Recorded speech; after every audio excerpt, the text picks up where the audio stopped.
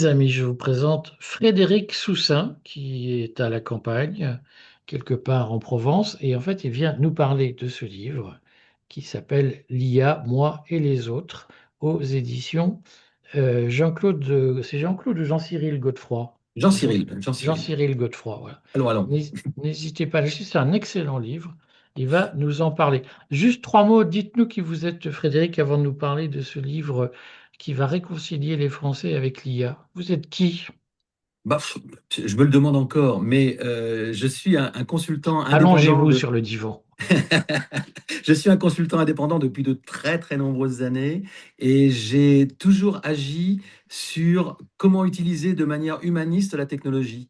Et donc ça a commencé il y a très très longtemps quand j'ai rencontré le premier ordinateur Apple qui est sorti, l'Apple II, puis après avec les logiques de Lotus Notes, etc. Puis après les logiques de Web 2, puis après les logiques de smartphone. Donc à chaque fois j'ai essayé de voir en quoi ces révolutions étaient extraordinaires si on les prenait du bon côté, c'est-à-dire du côté humaniste.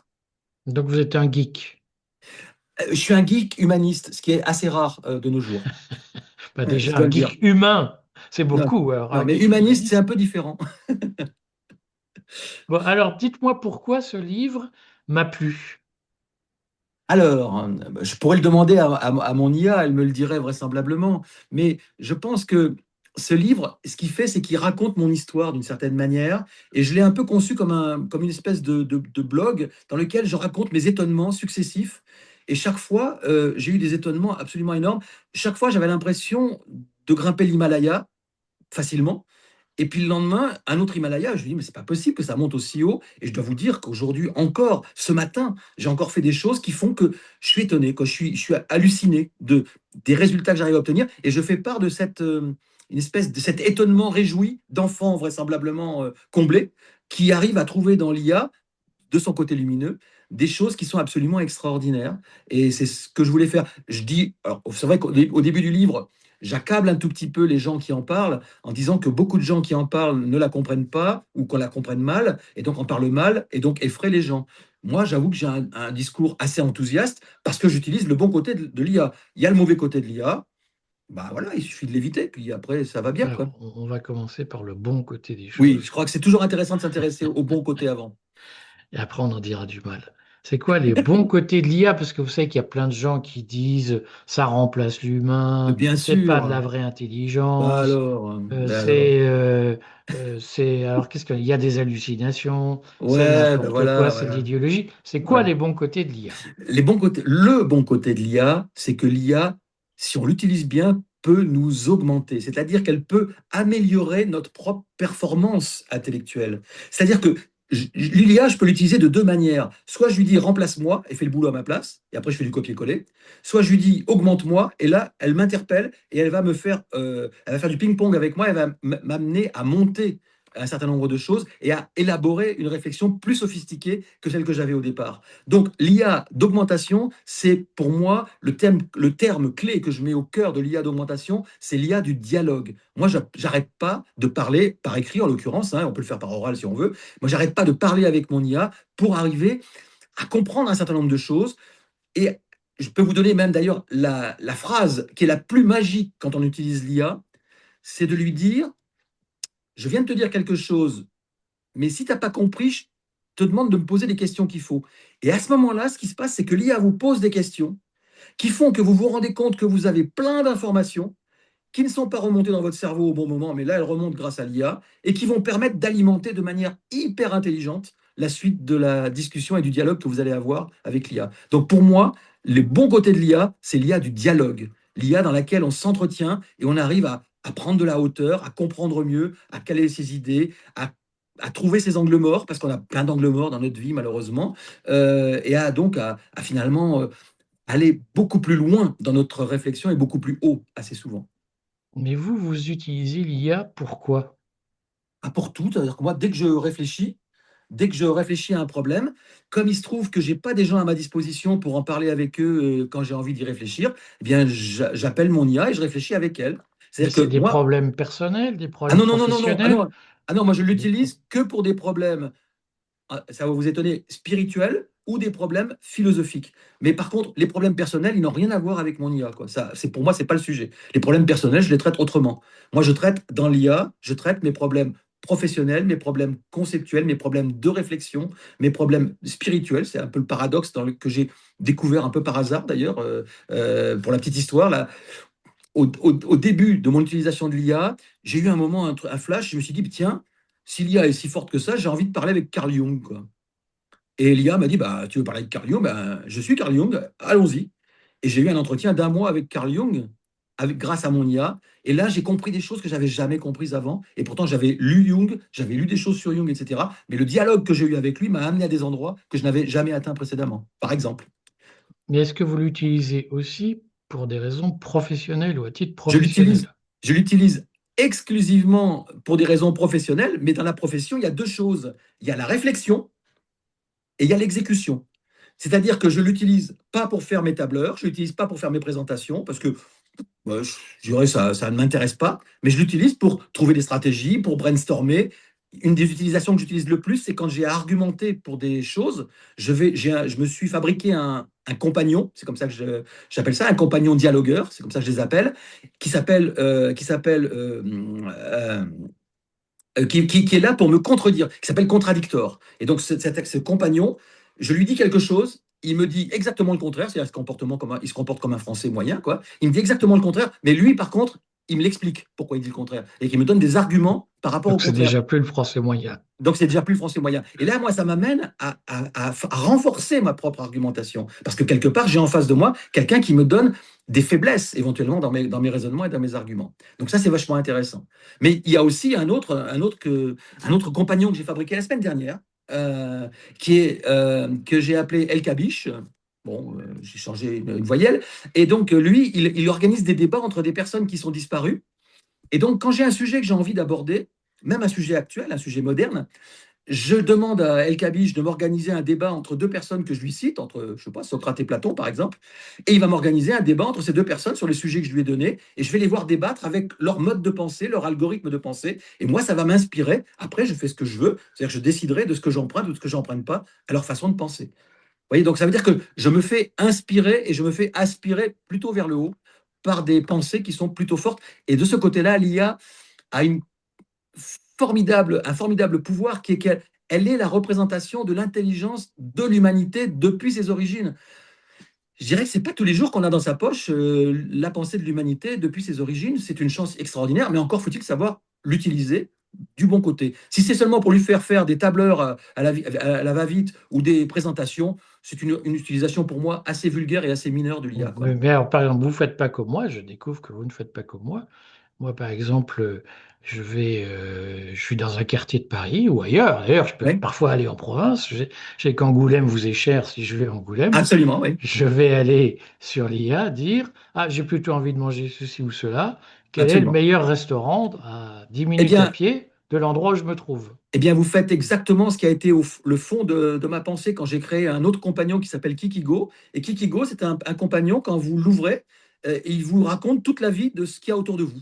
Il vous raconte d'où ça vient, ce qu'on peut faire, ce qu'on peut acheter, les restaurants qui nous sont recommandés, etc. Il devient une espèce de compagnon. On peut choisir si c'est un habitant ou si c'est un guide. Il aura une tonalité différente et il va faire ça. Et puis, c'est comme ça que je fais. Et moi, quand je fais du tourisme, pour vous donner un exemple, l'image que vous avez derrière moi, c'est une image qui est partie d'un voyage que j'ai fait dans les pays baltes. Et quand j'étais dans les pays baltes, je prenais des photos et j'avais un compagnon qui s'appelle Kipintou. Et Kipintou, chaque fois que je lui donnais une photo, il me proposait des artistes, notamment des artistes locaux, pour me dire bah, je te le repeins à la façon d'un tel ou d'un tel. Et il me les repeignait. Et donc tous mes souvenirs de vacances des pays baltes sont des tableaux peints par des gens absolument formidables qui étaient originaires de ces pays baltes. Et donc, ça m'accompagnait aussi dans mon acte touristique, mais pas dans ma partie intime, mais dans la partie photographique, par exemple, de mon voyage. Vous Donc, vous êtes avez très raison, c'est jeune. idéal pour le tourisme. Vous êtes très jeune. Et donc, euh, et donc, non, parce que, bref. Et donc, je vais retenir mes provocations. Mais vous nous dites que vous créez des compagnons, Oui, ou des compagnes d'ailleurs, puisqu'on fait ce qu'on veut, oui, mais oui, des compagnons, voilà, et aux vous deux sens créez du ça terme. avec, donc c'est ce qu'on appelle l'IA agentique. Alors, ce qui se passe, c'est que, si vous voulez, généralement, quand on parle des agents, on parle donc d'automates d'une certaine manière qu'on fabrique avec les différentes IA. Et généralement, on les fait pour qu'ils exécutent automatiquement un certain nombre de tâches. Moi, ce que je fais, ce sont des compagnons dialogueurs. Moi, je fais des compagnons qui parlent avec moi ou qui parlent avec tous les Donc, gens c'est pas auxquels je les offre. automatique, vous devez faire Enter. Donc, ça veut dire que non, ça veut dire qu'éventuellement, je lance une discussion orale ou une discussion Mhm. écrite. Mhm. Et à partir de là, la discussion démarre. Moi, j'ai plus rien d'autre à faire, hein. Mhm. Donc, à partir de là, les compagnons dialogueurs me permettent de rentrer dans une situation vraiment de complicité et donc de réflexion avec ces choses-là. Et pour ce faire, j'ai la possibilité de le faire avec des technologies qui sont sur ChatGPT, qui sont à mon sens à ce jour les plus faciles à mettre en œuvre et les plus faciles à diffuser. Ensuite, des technologies qui sont à peu près identiques sur Gemini, qui sont très performantes, et de nouvelles technologies qui viennent de sortir sur Claude, qui permettent de le faire également. Donc, on peut fabriquer des compagnons dialogueurs sur au moins ces trois plateformes de manière assez simple et assez facile, sachant que moi, j'ai une grande qualité, c'est que je ne développe rien, je ne connais rien au code, et je ne fais que de la logique, donc de la création logique avec des mots. Je travaille qu'avec des mots. Ma programmation, ce sont les mots, quoi. On précisera, mais on va s'appesantir un peu sur le sujet, que cette notion peut trouver ses limites, puisque je prends l'exemple vous avez parlé de Claude, qui a développé un modèle dit Cowork, qui permet de faire tourner des tâches automatiquement avec, Absolument. voilà. Mais c'est pas complètement intuitif non plus. Il faut y Non, passer un et peu de d'ailleurs, temps. par rapport à ce que je vous ai dit, c'est exactement la dimension dans laquelle je ne suis pas. C'est-à-dire que moi, je ne vais pas dans cette dimension d'automatisation parce que je pense qu'actuellement, c'est une dimension d'apprenti sorcier qui consiste à automatiser des choses qu'on ne comprend pas. Et quand on automatise des choses qu'on ne comprend pas, on fait tout se casser la gueule. Donc ça veut dire quelque part, on peut s'attendre à de grands problèmes dans les grandes boîtes actuellement qui vont utiliser un peu trop vite ces outils de remplacement et qui risquent de se casser la figure. Je pense que les entreprises, notamment, gagneraient à former leur personnel à l'utilisation, au dialogue avec l'IA, qui là ne risquent pas de foutre en l'air leur organisation et risquent de faire de leurs collaborateurs des gens nettement plus intelligents et nettement plus performants qu'ils le sont actuellement. C'est pas gentil pour eux. Euh, Ah non, mais il je va le y dis pour avoir moi des aussi, plaintes. je le dis pour Après ce moi que vous aussi, dites, il je va le y dis avoir pour des moi plaintes. aussi, le niveau de ma performance intellectuelle aujourd'hui, renforcé par l'IA, n'a rien à voir avec le niveau de ma performance intellectuelle que j'avais il y a 2 ou 3 ans. Mais Donc c'est alors, pas, je dis pas ça pour les autres, hein. parlez-nous, puisque vous nous avez dit quand même l'essentiel, c'est les IA avec lesquelles vous travaillez. On va juste finir sur ce point avant que vous nous parliez des mauvais côtés de l'IA. Vous utilisez l'IA en version gratuite ou vous prenez l'IA en version payante, c'est-à-dire en version un peu upgradée, pro. Voilà, donc moi j'utilise l'IA en version payante, c'est-à-dire que je dois payer 23 euros d'un côté et 22 ou 23 euros de l'autre aussi. Donc les deux IA que je paye sont donc, en l'occurrence, c'est ChatGPT et Gemini. Je paye à peu près 20 ou 24 euros pour chacune. Je pense qu'on peut obtenir. Le dialogue est vraisemblablement ce qui consomme le moins d'énergie, le moins de bande passante et le moins ce qui est le plus écologique. Avec une IA, c'est beaucoup plus écologique que de faire de la photo ou de la vidéo avec, hein. Donc, je pense que l'abonnement minimum de ChatGPT et de Gemini, qui est à peu près aux alentours de 8 euros, suffit largement. Mais par contre, sans abonnement, on peut déjà faire plein de choses si on a une consommation relativement modérée. Donc, ça veut dire qu'on peut tout à fait monter en puissance sans rien payer. Pour monter en puissance et pour être en confiance avec l'IA. Et puis, une fois qu'on se rend compte que c'est indispensable, franchement, investir 20 euros par mois sur quelque chose qui est indispensable, c'est peut-être plus efficace que Netflix, quoi. Je veux dire, voilà, ça peut nous changer des choses assez intéressantes, quoi. Ça demande plus d'efforts que Netflix. Non, j'ai quand même Netflix, Ça hein. peut être une barrière à l'entrée pour certains. Oui, mais par contre, il ne faut pas prendre cette barrière comme une barrière définitive. C'est-à-dire qu'il faut commencer avec la version gratuite. Le résultat sera du même niveau. C'est-à-dire qu'il n'y a pas de baisse de qualité, parce qu'au contraire, les plateformes qui vous donnent un accès gratuit ont intérêt à ce que vous soyez convaincu et d'une certaine manière que vous ayez envie de continuer pour pouvoir vous faire payer la consommation plus importante. Donc, quelque Certes. part, de ce côté-là, ce n'est pas un produit dégradé qu'on a, c'est un produit seulement qui va se plafonner. C'est-à-dire que vous n'allez pas pouvoir faire autant qu'avec la version payante. C'est quoi les aspects négatifs de l'IA? Puisqu'on vous écoute, tout est beau, tout est génial, mais est-ce que vous comprenez les gens qui ont peur de l'IA? Ah, mais bien sûr, je les comprends. D'abord, je les comprends. Une fois de plus, moi, je ne dis pas que tout est beau. Je dis qu'il y a des bons côtés. C'est-à-dire qu'avec une voiture, si vous voulez, il y a des très bons côtés. On peut aller en vacances, on peut se promener, on peut rouler à peu près à une vitesse normale, etc. La voiture est un truc formidable. Mais la voiture, c'est aussi quelque chose qui peut écraser, qui peut rentrer dans un arbre ou qui peut faire n'importe quoi. C'est l'utilisation qui est importante. Donc ici, il faut parler de l'usage de l'IA. C'est-à-dire que l'IA en elle-même, elle n'a pas une valeur positive ou négative. L'usage qui en est fait va lui donner une valeur positive ou négative.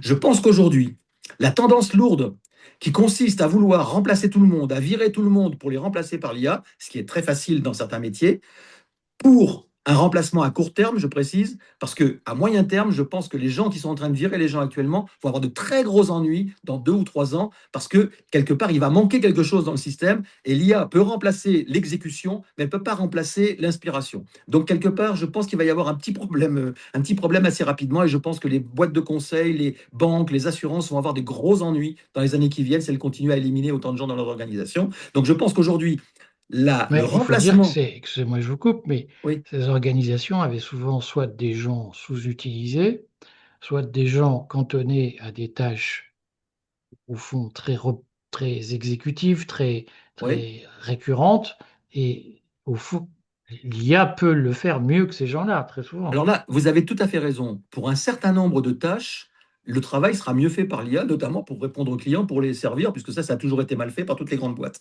Donc ça, c'est vrai que c'est possible. Mais par contre, il y a un certain nombre de postes, pas les postes d'encadrement, les postes d'exécution, qui, s'ils sont augmentés par l'IA, peuvent permettre à des salariés de l'entreprise d'atteindre des niveaux de performance qu'ils n'ont jamais pu atteindre avant, parce que c'était inatteignable humainement. Alors qu'aujourd'hui, on peut faire des choses extraordinaires. Donc je pense qu'aujourd'hui, l'entreprise, bien sûr, doit se soucier de remplacer certaines tâches mineures par du remplacement, etc. Mais elle doit se préoccuper d'aider les salariés à augmenter leur capacité par justement cette dynamique qui va être entraînée par la fréquentation d'une IA, du dialogue. Sur Donc le le mauvais fond, côté, c'est le remplacement, parce que le remplacement pousse l'entreprise à regarder à court terme et à se dire combien je vais pouvoir économiser grâce à l'IA. C'est sûr que moi, je peux vous démontrer en très peu de temps que vous allez faire des très grosses économies. Par contre, quand est-ce que vous allez faire faillite à cause de ça? Très rapidement également, parce que vous allez vider l'entreprise de son sang, vous allez vider l'entreprise de son sens, vous allez vider l'entreprise de son âme. Ça, c'est un peu embêtant parce que le jour où il y aura que des robots qui travailleront et que vous ferez plaisir à Elon Musk parce que vous lui achèterez que des robots pour exécuter les tâches, eh bien ce jour-là, l'entreprise n'existera plus, il n'y aura plus d'âme et l'entreprise tombera ben, elle peut continuer à vendre.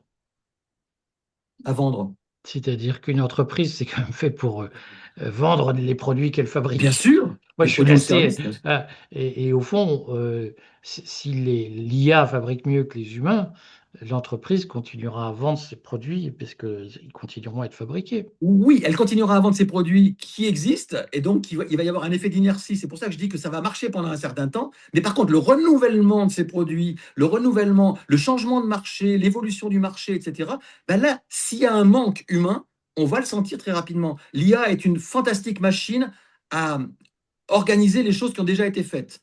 C'est une machine beaucoup plus faible pour inventer des choses qui n'ont pas encore été faites. Là, il y a encore un avantage à l'humain, à son intuition, à sa connexion de choses qui ne se connectent pas habituellement. Et donc l'invention de l'avenir, à mon avis, reste encore à la disposition de l'être humain. Et c'est celui-là dans l'entreprise qui va pouvoir le faire. Donc il faut faire attention à ne pas jeter le bébé avec l'eau du bain, quoi. C'est ça que je veux dire.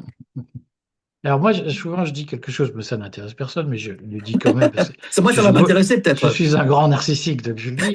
Moi, ce qui me fascine surtout, c'est de voir qu'au fond, ce que sort l'IA produit une certaine perfection, statistique en tout cas, c'est-à-dire que Oui, le modèle de l'IA permet d'être meilleur que n'importe quel humain pour c'est vrai. reproduire un modèle.